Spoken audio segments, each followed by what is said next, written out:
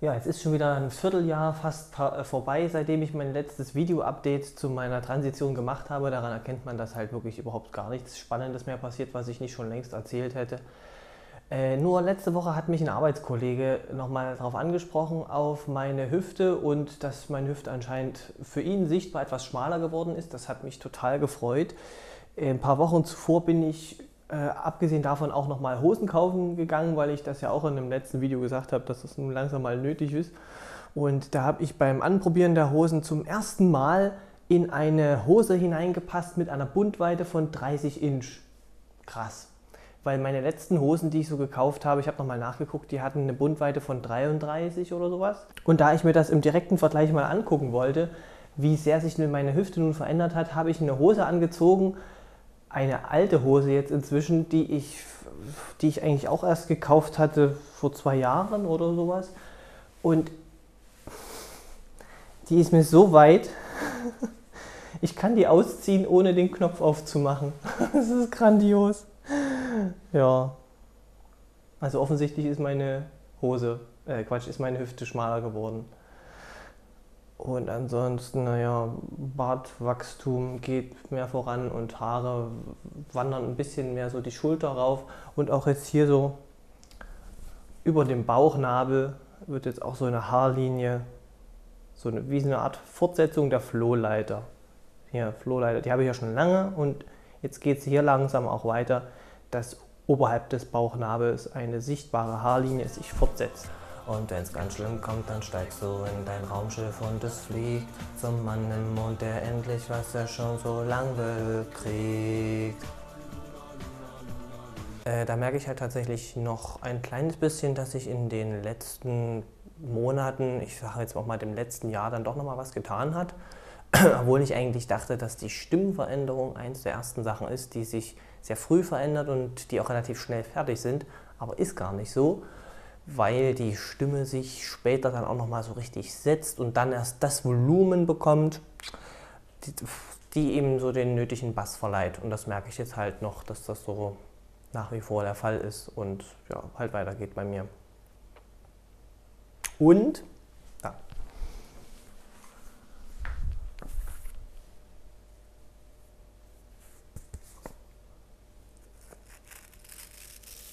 Hoffentlich hört man das.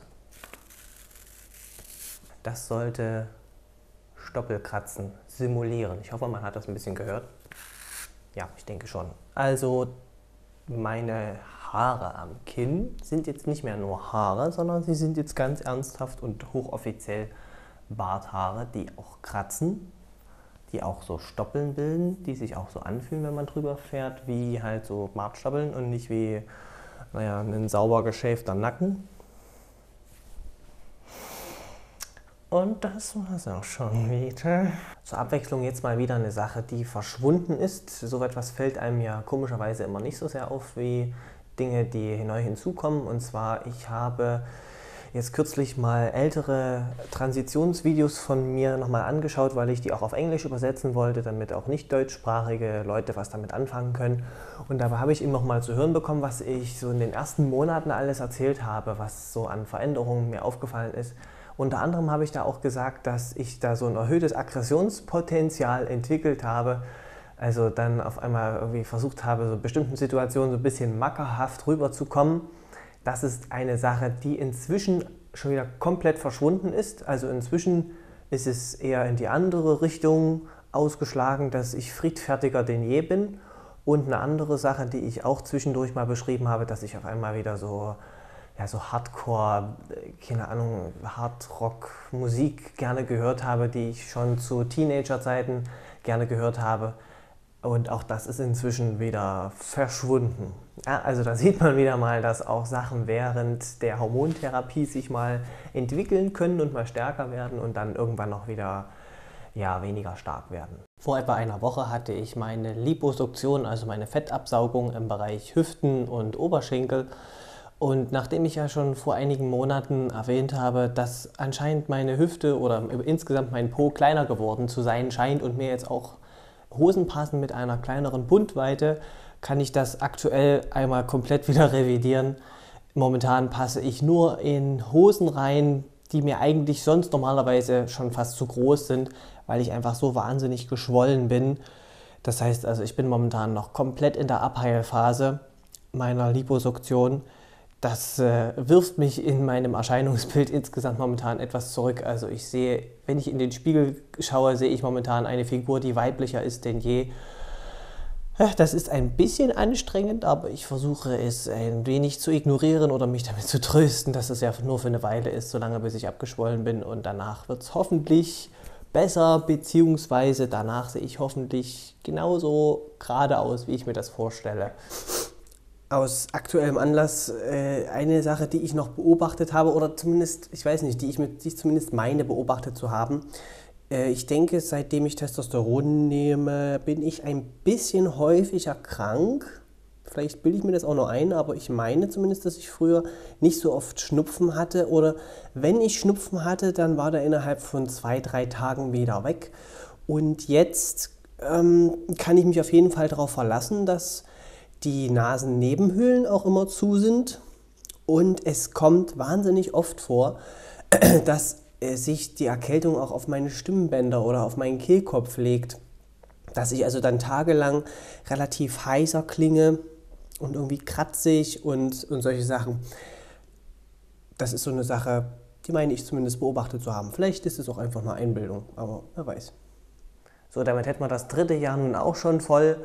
Zuletzt kann ich jetzt nur noch etwas berichten von der Liposuktionsfront.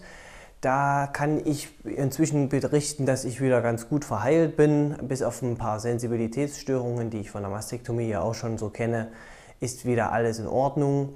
Und ich kann auch schon feststellen, dass meine Silhouette so im Vergleich zu vorher auf jeden Fall deutlich an Rundungen eingebüßt hat, würde ich jetzt mal so sagen. Und dass das Ergebnis mir auf jeden Fall schon deutlich besser gefällt, als das so präoperativ so der Fall gewesen ist. Aber das Ergebnis der Liposuktion, das will ich erst dann zeigen, wenn es wirklich vollständig ausgeheilt ist. So nach einem halben Jahr ungefähr, sagt man meistens, ist das Ergebnis vorzeigewürdig.